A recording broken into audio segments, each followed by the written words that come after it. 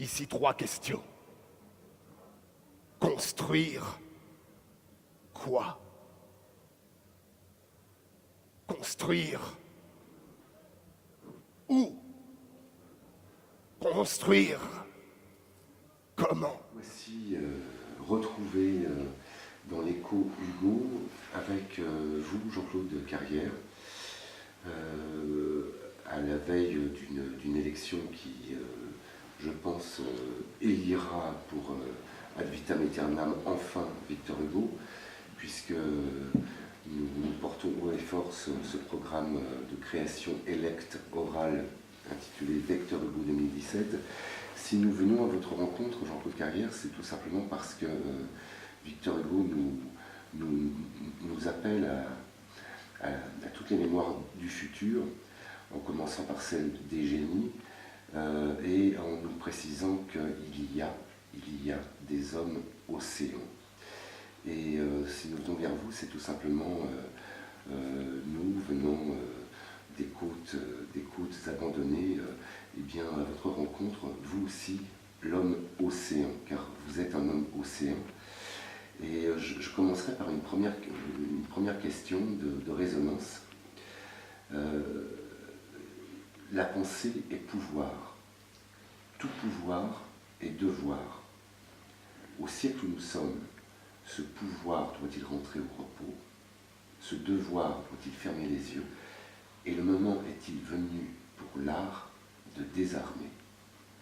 Alors ça fait beaucoup de questions artistiquement brodées, mais à laquelle il est très difficile de répondre. D'abord, l'homme océan, ça ne veut rien dire. Il y a longtemps que je me suis noyé dans cet océan et je suis une toute petite mer, ou même une rivière.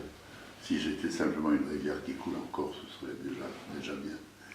Vous dites que la pensée est pouvoir, je n'en suis pas sûr.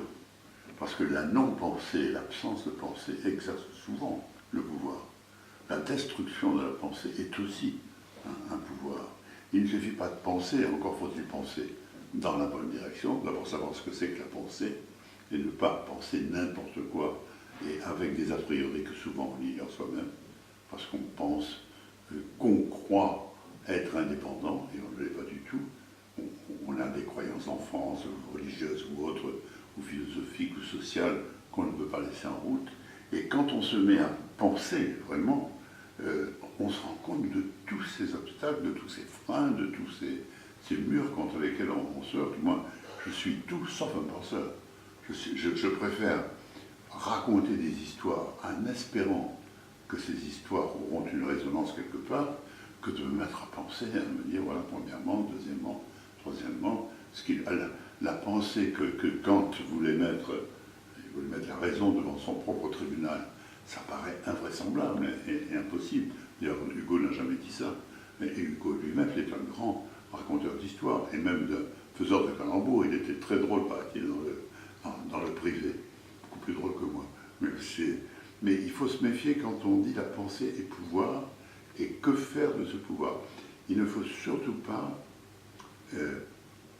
s'imaginer que la pensée va prendre le pouvoir et le garder. Parce que s'il y a une chose qui est sensible à tous et qui est vraie, c'est qu'à chaque instant tout change. Et même la pensée. C'est-à-dire qu'on peut commencer une phrase et la finir tout à fait d'une autre manière. Entre-temps, le monde a changé. Il y a deux vers d'un poème shivaïque du VIe siècle qui m'ont poursuivi toute ma vie. L'immobile se disperse. Tout ce qui est immobile, tout ce que nous essayons de figer, de statuifier pour toujours, y compris Victor Hugo, se disperse. L'immobile se disperse et le mouvant demeure. Cette qualité très imprécise, très difficile à définir, qui est le mouvant. Il y a en nous, en toute chose d'ailleurs, quelque chose qui se meut, quelque chose qui bouge. C'est dans cela qu'il faut se couler. C'est ça qu'il faut le plus dur, le plus profond de la sagesse humaine est d'arriver à se couler dans le mouvant et à aller avec. Si on s'arrête au bord de la berge et si on dit voilà, la situation, je vais vous l'expliquer, c'est comme ceci et comme ça, et voici ce qu'il faut faire, avant même d'avoir fini sa phrase, on a perdu. Oui. Donc il faut, la première première des qualités, c'est le changement. C'est de savoir changer soi-même constamment, de ne pas être de son avis, et avoir telle opinion le matin, telle autre le soir, et surtout ne pas avoir d'opinion. Laisser venir les choses, c'est pour ça que je préfère, encore une fois, raconter des histoires où les personnages s'affrontent avec des pensées, entre guillemets, et tombent des idées différentes sur le réel, que de me planter devant un tableau de bord et d'écrire premièrement, deuxièmement, troisièmement, ce qui n'a jamais marché. L'art ému de sa puissance civilisatrice, c'est toujours Victor Hugo qui résonne avec vous. Ce retour de Victor Hugo qui nous revient du XIXe siècle dans un seul et unique but, celui de nous remettre dans le XXIe siècle, pourrait nous alléger et nous faire avancer dans une sorte d'épanouissement social, sociétal. A priori, il y a certaines reculées, il y a quand même des augmentations de cécité, de surdité, d'imbécilité aussi. Enfin bon, ça fait partie de la nature humaine certainement. Mais sur le plan... Oui, mais Victor Hugo croyait fermement au progrès. Oui. C'était un homme d'avenir, il a dit à maintes reprises. C'était un homme qui croyait que les choses allaient dans le bon sens, à condition de bien savoir les accompagner. Moi, j'ai lu pas mal de ses interventions comme député, comme homme politique. Elles sont très intéressantes. Je dirais même que dans notre domaine à nous, dans le domaine du droit d'auteur, on le cite encore. Il a été un de ceux qui ont le plus contribué à la lutte pour le droit des auteurs, et qui se conclura par un traité après sa mort.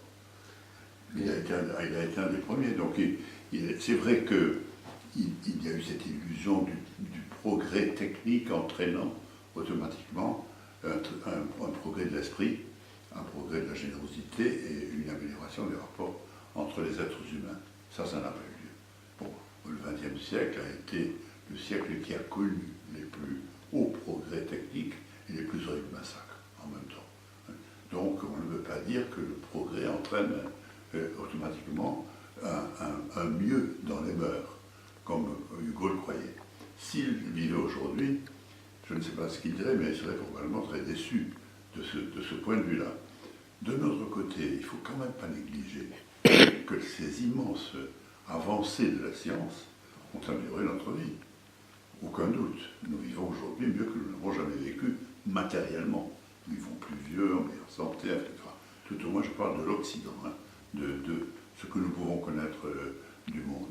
Et Hugo lui-même avait déjà vécu très âgé pour son époque.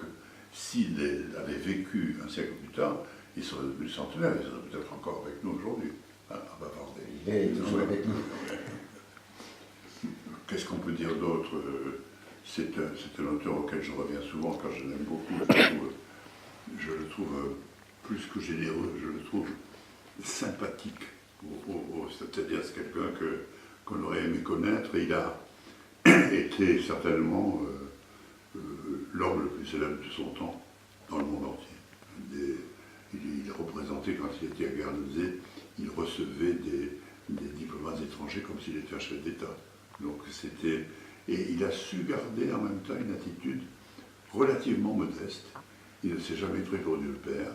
Il a été très conscient, quand il revient à Paris, à l'époque de la Commune, et qu'il perd sa fille, il reste d'une dignité extraordinaire et continue le combat social tel qu'il a toujours conçu. Il n'a pas été de ceux qui ont applaudi au massacre des communards par les Versaillais, etc. C'est quelqu'un de assez admirable. Vous vous rappelez la phrase de Sartre sur l'admiration, disant qu'il n'y avait aucune raison d'admirer qui que ce soit, puisque nous sommes ce que la nature, nos gènes, les accidents de la vie nous ont fait, et qui se terminait par moi. Personnellement, je n'admire personne, pas même Victor Hugo, ce qui veut dire ce que ça dit.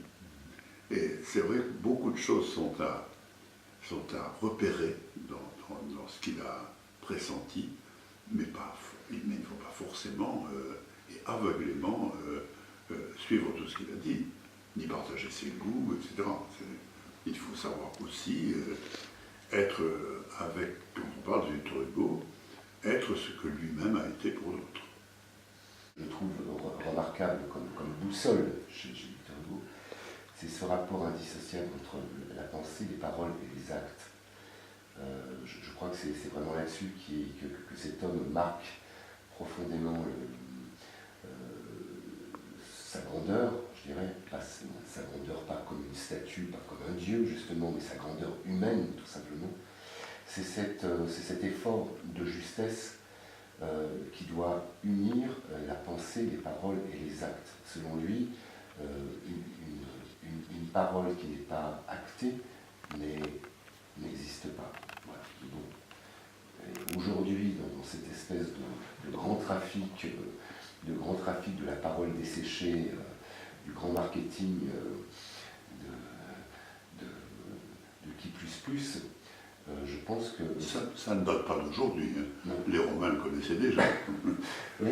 Moi, je me rappelle quand j'étais adolescent, j'habitais Montreuil-sur-Bois, qui était une municipalité communiste, et il y avait une rue Victor Hugo, et en dessous il y avait marqué poète et homme politique.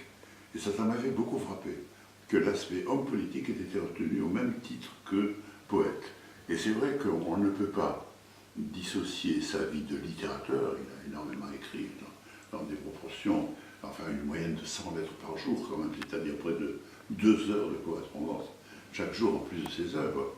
Mais en même temps, il a fait tout son possible, même à Guernesey, même quand il était en exil volontaire, pour participer à la vie de son temps, à la vie politique. Elle a été députée, il a intervenu souvent de son banc, et il a joué son rôle comme il a pu et individuellement, je dirais. C'est ça qui... Son influence comme auteur a été gigantesque. Elle reste encore très, très importante, mais l'homme est exemplaire. Je crois on a très peu de choses à lui reprocher. Personnellement, je n'en connais pas. Il faut dire que je ne l'ai pas, peut-être pas assez connu. Il nous a légué quasiment, c'est presque un testament, mais il a quasiment terminé sa vie par ces 3 mots. Aimer, c'est agir. Oui, il a malheureusement été frappé, vous le savez, d'un AVC 2 ans avant sa mort. Donc les 2 dernières années de sa vie, il les a plutôt occupés à revoir des poèmes anciens, à les remettre en langue, etc. Il était un petit peu affaibli sans doute. Mais c'est vrai que cette notion d'amour au sens très très large du mot, là, il ne s'agit pas d'aimer son prochain, il s'agit de devenir amour et de ne pouvoir pas éprouver un autre sentiment que celui-là. Il l'a dit assez souvent. Ça, c'est la chose que nous devons retenir avant tout. C'est aussi, alors soyons sincères, la plus difficile de toutes. Il est quand même très difficile d'aimer ceux qui vous haïssent et qui cherchent à vous détruire.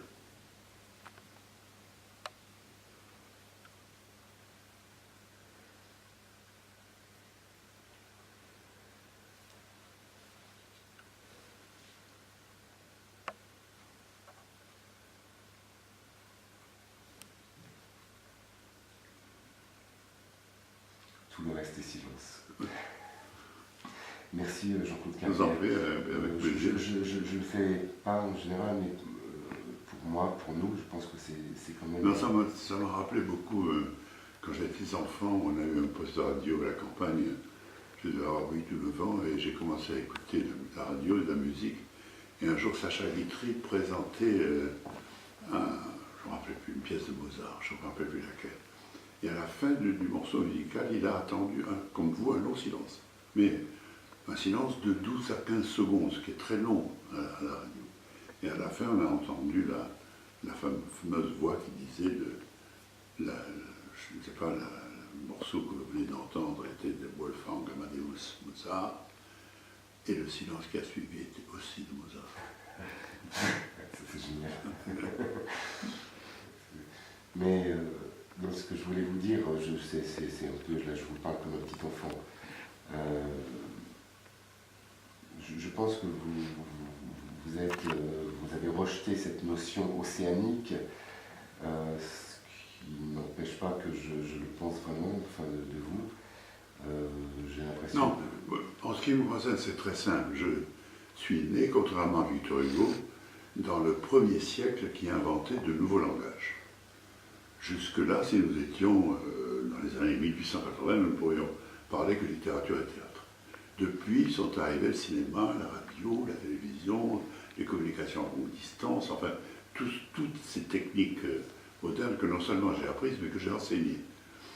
Et ça, obligatoirement, ce qui était très frappant, et ce qui aurait passionné Hugo, c'est que chaque technique nouvelle nécessite un nouveau langage, une nouvelle écriture. Il faut apprendre à écrire d'une autre façon. Donc, le XXe siècle est le premier siècle qui est inventé de nouvelles écritures. Et j'ai essayé, à ma modeste hauteur, de les pratiquer, pas toutes, parce que je n'ai pas de formation musicale, mais j'ai quand même écrit des livrets d'opéra et des chansons, pour voir qu'est-ce qui, dans une écriture, l'écriture proprement dite, vous savez que depuis Flaubert et successeur, l'écriture compte autant que la chose, sinon plus que la chose écrite, que la chose que l'on raconte. Comment raconter une histoire de telle ou telle manière, pour la radio, pour la télé, pour le cinéma ou dans un roman, peut changer l'histoire elle-même et les rapports que nous entretenons avec ceux qui nous liront, qui nous regarderont ou qui nous écouteront. Ça m'a fasciné, cette diversité. Je suis un homme curieux de tout ce que ce siècle a apporté.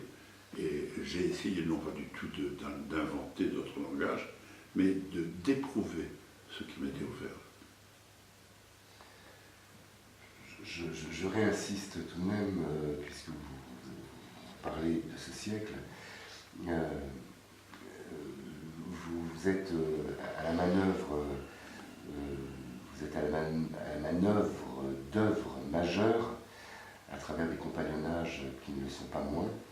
J'en nomme trois, en ce qui me concerne, trois références: Buñuel, Pierre Étex et Peter Brook, qui sont trois maîtres d'œuvre qui, bien sûr, au-delà d'être des artistes à part entière, particuliers, ont réussi à créer ce que vous venez de dire avec vous, un langage. Et toute création de langage est un événement qui s'inscrit dans la durée, je le crois. Donc je voulais vous remercier tout simplement. C'est moi que je vous remercie de vous intéresser à ces langages-là, parce que ce n'est pas le cas de tout le monde. La pensée est pouvoir. Tout pouvoir est devoir. Au siècle où nous sommes, ce pouvoir doit-il rentrer au repos? Ce devoir doit-il fermer les yeux? Et le moment est-il venu pour l'art de désarmer?